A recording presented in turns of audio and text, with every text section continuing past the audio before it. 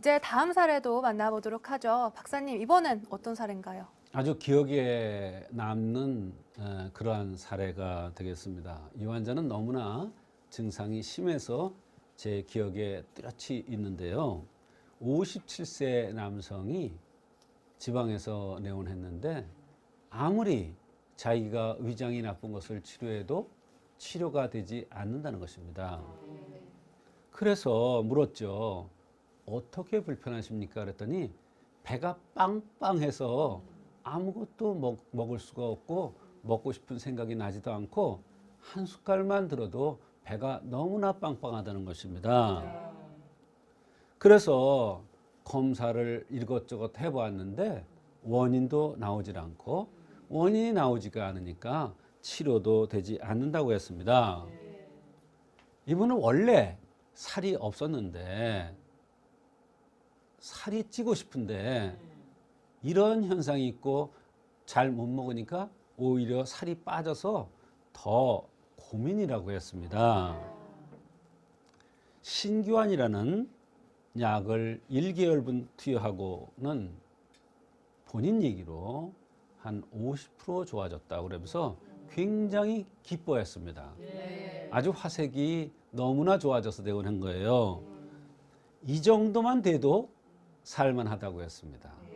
얼마나 괴로웠으면 반 정도 좋아졌는데 이 정도만 되면 살 것 같다고 했겠습니까?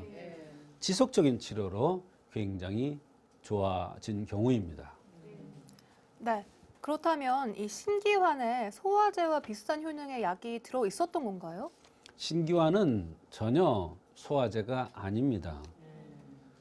이분이 이런 치료를 해도 이런저런 치료를 해도 안 된 것이 바로 여기에 있는 것입니다. 이런저런 치료를 많이 해봤겠죠. 어떤 치료를 했겠어요? 소화가 안 되니까 소화제도 들었겠고 또 위장약도 들었겠고 여러 가지 소화가 안 된다 그러니까 여러 가지 치료를 했겠죠. 그러나 신규환 같은 이러한 보약을 쓰지는 못했을 것입니다. 왜 그러냐면 이 신규환이라는 약은 잘못 쓰면 오히려 소화가 더 안 돼요.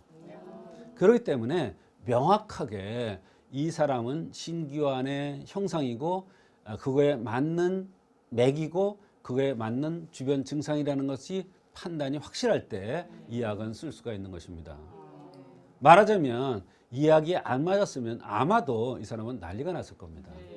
더욱 소화가 안 되고 더욱 가스가 차고 식욕은 더 떨어지고 아마도 체중도 많이 줄어들었을 겁니다. 그러나 체질을 보고 맥을 보아서 신규환의 형상과 증상이라는 것이 확실하기 때문에 이 약을 투여해서 좋아진 것입니다. 네, 이 환자가 호소한 불편함은 이렇게 더부룩함과 소화불량이었는데요. 오히려 보약을 투여한다니까 좀 의아해하지는 않던가요, 박사님? 네, 환자한테는 그렇게 얘기를 하지는 않았죠. 소화를 잘 되게 해주고 더부룩한 거 없애게 해주고 안색이 좋아지게 해주고 살이 빠지는 게 아니라 살이 약간 충실해지게 하는 그런 약을 드리겠다 이렇게 얘기를 했죠. 그러나 사실은 이분한테는 이 약이 결과적으로는 보약이지만 소화를 잘 되게 해주는 소화제도 됐던 것입니다. 자, 우리가 사람의 몸을 대룡으로 보면 대룡에 위에서 음식이 들어간다고 그래요. 근데 밑에가 막혀 있어요. 그럼 이게 음식이 어느 정도 이상은 더 들어가지 않을 거 아니에요. 배만 빵빵하고요. 그런데 밑에서 쭉쭉쭉쭉 빼주고 밑에서 작용을 잘한다면 음식이 쭉쭉쭉쭉 잘 들어갈 거 아니에요. 마찬가지 이론이에요. 간신이 부족하다는 것은 근본 바탕이 역할을 잘 못하고 있다는 뜻입니다. 근본 바탕이 역할을 잘 못하니까 음식이 들어가지가 않았던 겁니다. 그래서 남자들이 소화가 안 되는 것은 많은 경우 밑에 힘이 약해서 소화가 안 되고 가스가 차고 더부룩한 경우가 많습니다. 그래서 근본을 든든하게 해줘야 소화가 잘 되는 것입니다. 그래서 남성들이 소화가 안 되는 것은 치료가 쉽지가 않은 것입니다. 근본을 든든하게 해줘야 되기 때문에 오래 걸리고 치료도 오래 해야 완치가 될 수가 있는 것입니다. 이분도 중병 환자처럼 굉장히 좋지 않은 상태에서 왔는데 바로 그 이유가 소화가 안 된다니까 소화제 쓰고 배가 더부룩하다니까 가스 없애는 거 쓰고 이래니까 근본 치료가 되지 않아서 중환자처럼 오랫동안 고생을 하고 체중이 빠져서 고생을 한 것입니다. 네. 생긴 모습으로 알 수 있는 특징들은 어떤 것들이 있었을까요? 네, 생긴 대로 병이 온다는 차원에서 볼 때 체질이 굉장히 중요합니다. 결과적으로는 이 사람은 생긴 모습에 의한 체질을 보고 병을 치료한 것입니다. 173에 68kg, 적게 나가면 65kg 정도뿐이 안 나간답니다. 그러면서 하관이 쏙 들어가고 요 볼살이 쏙 들어갔더라고요. 말하자면 범령이 깊이, 범령을 여기를 얘기하는데 이 범령이 깊이 파인 사람이었습니다. 이것은 바로 이 범령이라는 것은 다리, 허리, 다리를 얘기합니다. 얼굴에서의 요 범령은 허리, 다리를 얘기하는 거예요. 남자의 근본을 얘기하는 거예요. 말하자면 남자의 근본이 허약해지고 있다는 것을 얼굴에서 알 수 있었던 겁니다. 이 모습이 굉장히 중요한 것입니다. 한의서에 보면 이런 내용이 나옵니다.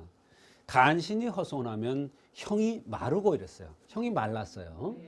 또 심폐가 허하면 안색이 나빠져요. 얼굴은 살이 쪘는데 때깔이 좋지 않아요. 이것은 심폐, 엔진이 나쁜 겁니다. 근데 여기가 쪽 빠진 거는 하초가 힘이 없고 근본이 약해진 겁니다. 그래서 이 사람한테는 근본을 든든하게 하는 약을 써서 더부룩하고 가스차고 소화가 안 되는 것이 없어진 것입니다. 네. 복부 팽만감과 소화 불량으로 내원한 57살의 중년 남성분의 사례인데요. 이런 분의 경우에는 평소에 또 어떤 생활 습관을 가져야만 좀 재발을 방지할 수 있을까요, 박사님? 그게 중요하겠죠. 아무리 잘 치료해줘도 본인이 생활을 잘못해서 재발을 한다면 그거는 병이 더 깊게 올 수밖에 없는 거예요. 네. 이 사람은 키가 보통이면서 마른 체질이었어요. 대개 키가 보통이면서 마른 체질은 성생활에 탐을 낼 가능성이 많습니다. 즉 근본이 더 약해질 가능성이 많습니다. 두 번째로는 이런 사람일수록 잠시도 가만히 안 있는 체질입니다. 운동을 하거나 노동을 하거나 잠시도 가만히 안 있어요. 그러면 근본은 더 나빠질 거고 근본이 나빠져서 소화불량이 온 것을 신규환이라는 약으로 치료해 줬는데 또 근본을 나쁘게 한다면 재발할 수밖에 없는 거예요. 그러니까 운동이든지 노동이든지 성생활이든지 정상 범위 내에서 알맞게 안 할 수 없죠. 일 안 할 수 없죠. 그러니까 알맞게 하는 것이 가장 중요합니다. 운동도 이 사람 굉장히 심하게 한대요. 근데 운동도 심하게 하면 노동이 되고 그 노동이 돼서 바로 근본이 허약해져서 다시 복부 팽만감이 생길 수 있는 것입니다. 이런 주의사항을 지키면 다시 재발하지는 않습니다. 네, 이렇게 지키면 좋을 생활 습관까지 들어봤고요. 오늘은 조성태 한약 박사님과 함께 복부 팽만감에 대해 자세히 알아봤습니다.